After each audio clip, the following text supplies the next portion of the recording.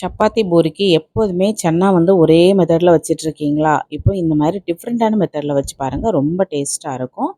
ஒரு கப்பில் அரை கப் அளவுக்கு தயிர் எடுத்துக்கோங்க. வத்தல் பொடி, மஞ்சள் பொடி, மல்லிப்பொடி, கரம் மசாலா, உப்பு எல்லாம் சேர்த்துட்டு நல்லா அடித்து ஃபஸ்ட்டு வச்சுக்கோங்க. அதோட அளவுகள் என்ன அப்படிங்கிறத நான் வந்து பின்டு கமெண்டில் வைக்கிறேன், பார்த்துக்கோங்க.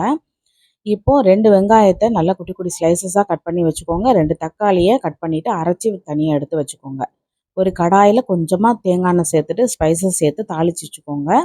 இப்போ நம்ம கட் பண்ண 2 பல்லாரியை மூடி போட்டுட்டு ஒரு சிம்மில் வச்சுட்டு ஒரு 5 நிமிஷம் நல்லா டிரான்ஸ்பரண்ட் ஆகிற வரைக்கும் வேக வச்சுக்கோங்க. அதுக்கப்புறமா நாம் அரைச்சி வச்சுருந்த தக்காளி, கலக்கி வச்சுருந்த அந்த பேஸ்ட்டு, அந்த தயிரோடு சேர்த்து வச்சுருந்தோம் பார்த்தீங்களா, அதையும் சேர்த்துட்டு அவிச்சு வச்சுருந்த கொண்டக்கடலை, அதாவது நைட்டு ஃபுல்லாக ஊற வச்சுட்டு உப்பு போட்டு அவிச்சு வச்சுருந்த கொண்டக்கடலையும் உள்ளே சேர்த்து ஒரு 10 நிமிஷம் மீடியம் ஃப்ளேமில் நல்லா கொதிக்க விட்டதுக்கப்புறமா ஒரு அரை ஸ்பூன் ஜீனியும் கொஞ்சமாக மல்லி புதினா சேர்த்து இறக்குங்க. ரொம்ப சூப்பராக இருக்கும். இந்த சின்ன ட்ரை பண்ணி பாருங்கள்.